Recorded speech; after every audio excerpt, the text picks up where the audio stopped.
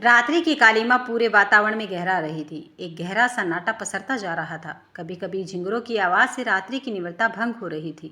लोग इस समय अपने घरों में खा पीकर कब के निद्रा देवी के आगोश में मीठे सपनों का आनंद ले रहे थे।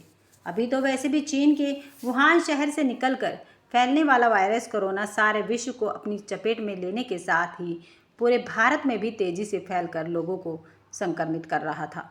लोग संक्रमित होकर भारी संख्या में मौत के मुंह में जा रहे थे, पर भारत सरकार ने इसे रोकने के लिए सभी प्रदेशों को लॉकडाउन कर दिया था। लोग अपने अपने घरों में बंद हो गए थे। लोगों से दूरी बना ली गई थी। बाबू ब्रजकिशोर की आंखों की नींद बुलाने से भी नहीं आ रही थी। आज उनकी आंखों पर से जाति पाति धर्म का झूठा आवरण दूर हो चुका था। उन्हें पता चल चुका था कि वह भी उम्र के 7वें दशक में कि इंसान की जाति उसका कर्म तथा इंसानियत उसका धर्म होता है।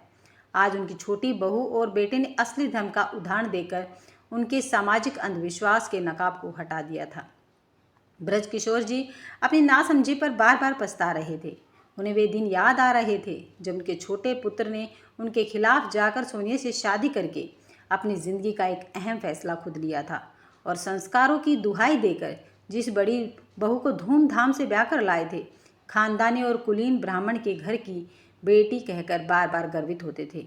उसने कितने ओछे संस्कारों का परिचय दिया जिसको इंसानियत के नाम पर कलंक ही कहा जाएगा।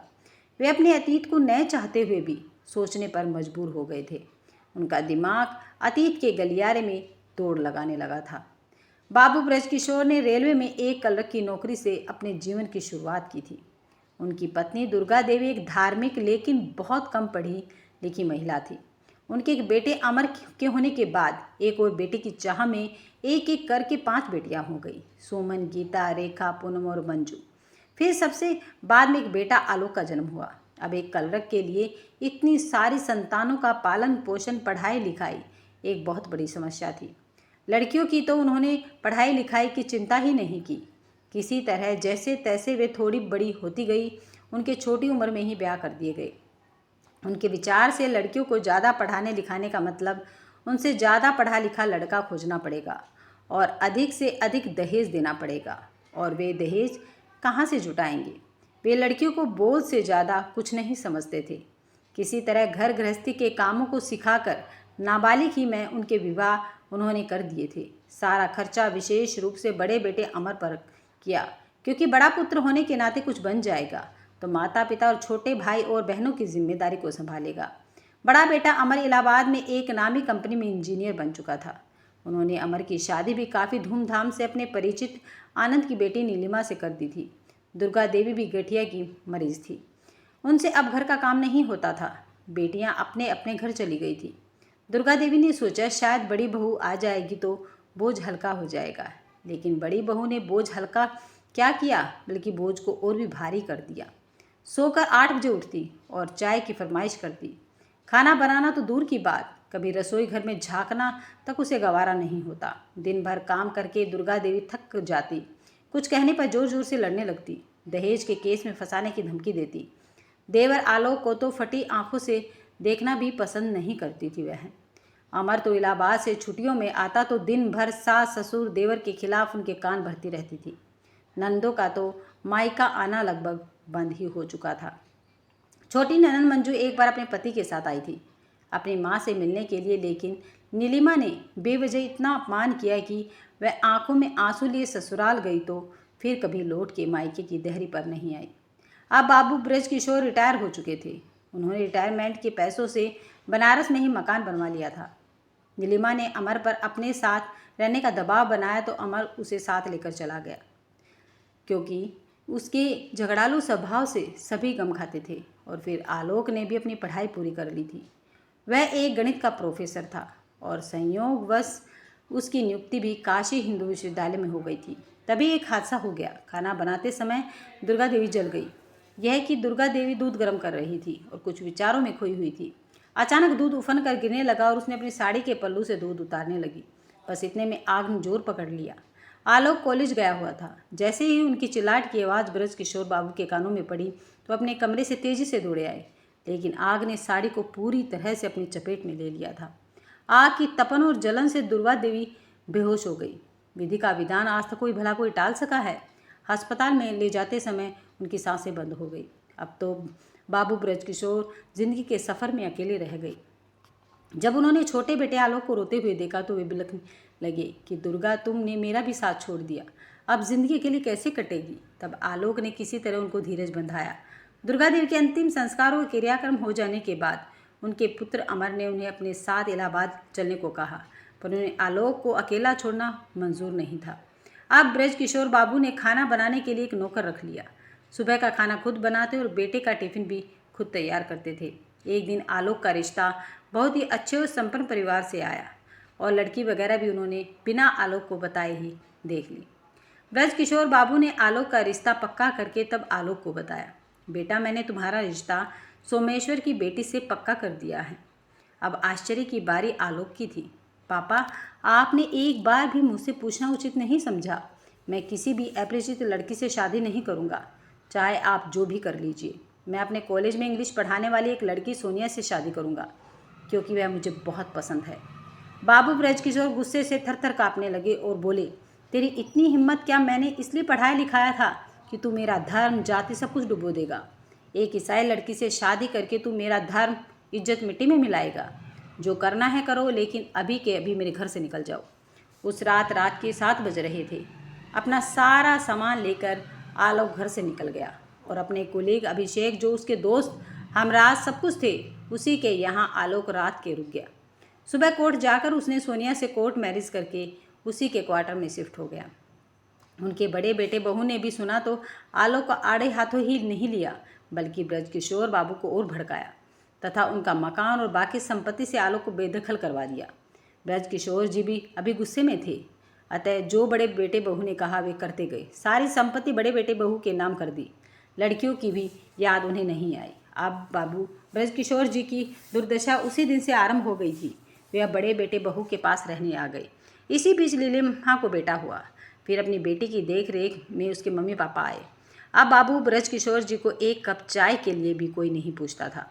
नीलिमा के पिता आनंद, जो एक अच्छे व्यक्ति थे, पर माँ उमा देवी एक बहुत चालाक, धूर्त और स्वार्थी महिला थी। अपनी बेटी की परवरिश भी अपने ही जैसे की थी। न उन्हें समय से भोजन दिया जाता था, न खाना। ब्रजकिशोर के बेटे अमर सुबह ड्यूटी पर चले जाते और शाम को घर आते। ब्रजकिशोर बेटे के आने पर उसको थका हुआ देखकर पुत्र मोह में कुछ नहीं कह पाते। आनंद और उनकी पत्नी उमा देवी के भोजन कर लेने के बाद उनके लिए अलग से सिर्फ एक सब्जी तथा 4 रोटियां परोस कर नीलिमा द्वारा परोस दी जाती और फिर दोबारा पूछने नहीं आती। अगर नीलिमा के पिता आनंद ब्रजकिशोर जी से खाने को कुछ पूछते तो नीलिमा कहती, पापा जी ने तो कब का खाना खा लिया है। 3 महीने बाद आनंद और उमा देवी चले गए। अब सुबह सुबह ब्रजकिशोर जी टहलने निकल जाते। जब लौट कर घर आते तो बहू को आवाज़ देते चाय के लिए, तो नीलिमा कभी कहती, पापा जी आप खुद बना लीजिए, मैं अपने बच्चे को सुला रही हूँ, या मेरे पास आपके लिए चाय बनाने की फुर्सत नहीं है। कभी सुबह सुबह सब्जी का झोला पकड़ा देती थी। कभी नौकरानी नहीं आई तो झाड़ू पकड़ा देती। कभी ढेर सारे बर्तन सिंक में डालकर धोने को कहती। अब उन्हें अपना महत्व एक नौकर से भी बदतर नजर आने लगा। अब उन्हें नीलिमा और बड़े बेटे की चालाकी से मकान और सारी जायदाद अपने नाम कराने की साजिश समझ में आ गई थी। एक दिन ब्रजकिशोर बाबू बाजार से सब्जी लेकर घर के दरवाजे पर पहुंचते ही बेहोश होकर गिर पड़े। उनकी बगल के पड़ोसी बाबूलाल जी, जो दरवाजे पर खड़े थे, उन्होंने उन्हें गिरते हुए देख लिया और जल्दी से संभाल लिया। बाबूलाल जी ने उन्हें बिस्तर पर लिटाया और फिर डॉक्टर को फ़ोन कर दिया। डॉक्टर ने चेक करके देखा तो उनका रक्तचाप काफ़ी कम था, शरीर में खून की कमी थी। वे ज़रूरी दवाइयाँ लिखकर उन्हें सख्त हिदायत देते हुए बोले कि इनको अभी दूध, फल और दवाइयाँ समय पर नहीं दिया गया तो जान को खतरा हो सकता है। नीलिमा ने अमर को इस बात की खबर भी नहीं दी। शाम को अमर घर आया और पिताजी को लेटे देखा तो पूछा, पापा क्या आपकी तबीयत ठीक नहीं है? उनके कुछ कहने से पहले ही नीलिमा बोल पड़ी, आपके पापा ने तो नाक में दम कर रखा है, बिना खाना बाजार जाने की क्या ज़रूरत थी। फिर आंखों में नकली आंसू भर कर बोली, दिन भर इधर उधर घूमते रहते हैं क्योंकि मेरी बदनामी जो करानी है। अब ब्रजकिशोर जी के पास कुछ कहने की हिम्मत नहीं थी। इस तिराचतिर को देखकर वे अचंभित रह गए, पर बेटे की लापरवाही उन्हें अंदर तक चीर गई और बहुत धक्का लगा कि आखिर अमर तो उनका अपना सगा बेटा है। एक बार खुद से भी तो अमर मेरे बारे में डॉक्टर से जानकारी ले सकता था। उन्होंने मन ही मन सोचा और निर्णय लिया और सुबह थोड़ी राहत महसूस की। उन्होंने अपनी पॉकेट डायरी से खोजकर आलोक का नंबर लगाया, जिसे वे अपने मोबाइल से गुस्से में ब्लॉक कर चुके थे। उधर से आवाज़ आई, हेलो, अरे पापा, आप कैसे हैं और कहाँ हैं? आलोक की आवाज़ सुनते ही ब्रज किशोर जी का धैर्य टूट गया। वे भर भरा कर रो पड़े, बेटा मुझे माफ़ कर दो। मैंने अपने पुरातन विचारों और धर्म जाति के भेदभाव में जकड़ कर तुम्हें समझने में भूल कर दी और फिर बेटे को सारी बातें बता दी। कुछ ही घंटों में आलोक फ्लाइट से इलाहाबाद आया और पापा को देखते ही उन्हें गले से लगा लिया और रो पड़ा। पापा, मैं आपको अपने से कभी दूर नहीं जाने दूंगा। बनारस बाबतपुर हवाई अड्डे पर उनके स्वागत में उनकी 5 बेटियां दामादों के साथ खड़ी थी और साथ में उनकी खूबसूरत प्रोफेसर बहू डॉक्टर सोनिया भी बड़ी बेसब्री से उनके स्वागत का इंतज़ार कर रही थी। बड़ी श्रद्धा से सोनिया उनके पांव छूकर गले मिली, जिससे अब किशोर जी का मन खुशी से भाव विभोर उठा। उनकी 5 बेटियों को भी सोनिया बहुत आदर, सम्मान तथा प्यार देती, जिससे उनकी 5 नंदे सुमन, गीता, रेखा, पूनम और मंजू सभी सोनिया को बहुत प्यार और सम्मान करती। अचानक इलाहाबाद से ब्रज किशोर जी के आते ही घर में खुशियों का माहौल छा गया। सोनिया ब्रज किशोर जी को गाजर, चुकंदर, टमाटर इत्यादि का सूप देती, तो कभी फल काट कर देती, कभी अनार, मौसमी का जूस तैयार करके देती। सोनिया की सेवा से वे गदगद हो उठे थे। अब वे पूरी तरह स्वस्थ हो चुके थे, लेकिन लॉकडाउन के कारण सारे संस्थान बंद हो चुके थे।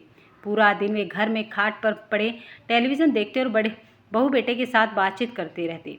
लॉकडाउन की वजह से दोनों बहू बेटे सोनिया और आलोक घर में ही रहते थे। सोनिया कभी ब्रज किशोर जी के साथ कैरम खेलती तो कभी शतरंज की बिसात बिछा लेती। उनका मन अपने बेटे आलोक की पारखी नज़रों का कायल हो चुका था, जिसने सोनिया जैसे हीरे की परख कर नहीं तो उनकी ज़िंदगी पटरी पर कभी नहीं आती या वे जिंदा ही नहीं होते। नहीं तो कोई नहीं जानता था। सोनिया चूँकि एक अनाथ लड़की थी और अनाथालय में पली थी, जिसे बाबू किशोर जी ने उसे अपने पिता की झलक देती थी। क्योंकि अब सोनिया अनाथ नहीं थी, उसे ब्रज किशोर जी के पिता के